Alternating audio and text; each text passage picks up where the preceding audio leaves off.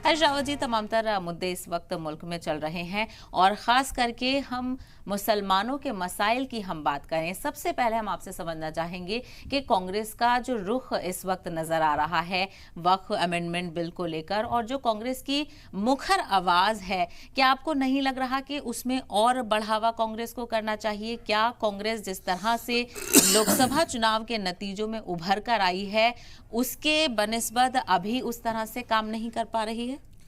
नहीं, वक्त वाले मामले में हमारा बहुत सीधा सा और बहुत साफ साफ स्टैंड है कि वक्त जैसे मामलों में आपको स्टेक होल्डर से पहले बातचीत करनी चाहिए। यदि आप कुछ अमेंडमेंट आवश्यक समझते भी हैं तो जिन पर उसका असर पड़ने जा रहा है, जो उसके स्टेक होल्डर्स हैं, आप उनसे बातचीत करिए, एक सहमति बनाने का प्रयास करिए।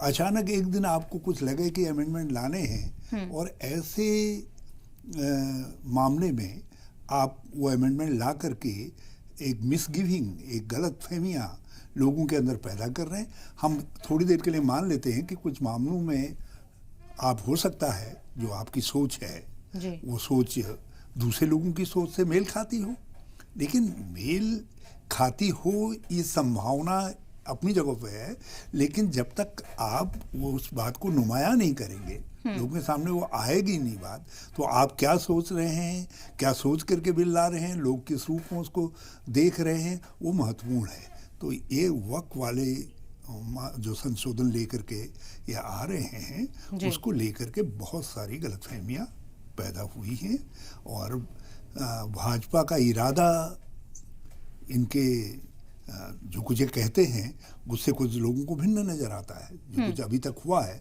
उन सब चीज़ों को देखने के बाद कांग्रेस इस नतीजे पर पहुंची है कि हम इसमें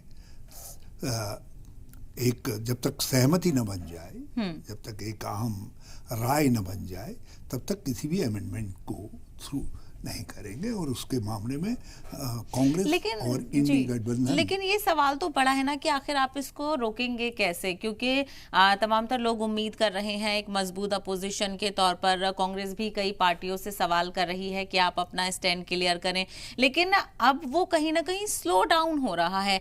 तो क्या कांग्रेस को जगाने की जरूरत है या फिर कांग्रेस भूल रही है कि किस तरह से आवाम ने उसका साथ दिया है? नहीं, हम अपनी जिम्मेदारी समझते हैं देश के एक मेन अपोजिशन के तौर पर जो है, और हमारे ऊपर सभी लोगों का भरोसा है। उस भरोसे को देखते हुए जो है हमारी स्टैंड बहुत पॉइंटेड स्टैंड है कि जब तक इसमें सहमति नहीं बनती है हम किसी तरीके के भी इस अमेंडमेंट के खिलाफ हैं। और ये कांग्रेस ही थी जिसने जब इसमें अपना ऑब्जेक्शन जाहिर किया तो गवर्नमेंट जो ये कह रही थी कि हम तो बस लाए और इसको पास कर देंगे, तो उनको अपने कदम पीछे हटाने पड़े। कांग्रेस का ही विरोध था, ये इंडी गठबंधन के लोगों का विरोध था, जिसके बाद उनको कदम पीछे हटाने पड़े और उनको स्वयं प्रस्ताव लेकर के आना पड़ा कि इसके लिए हम जेपीसी बनाते हैं।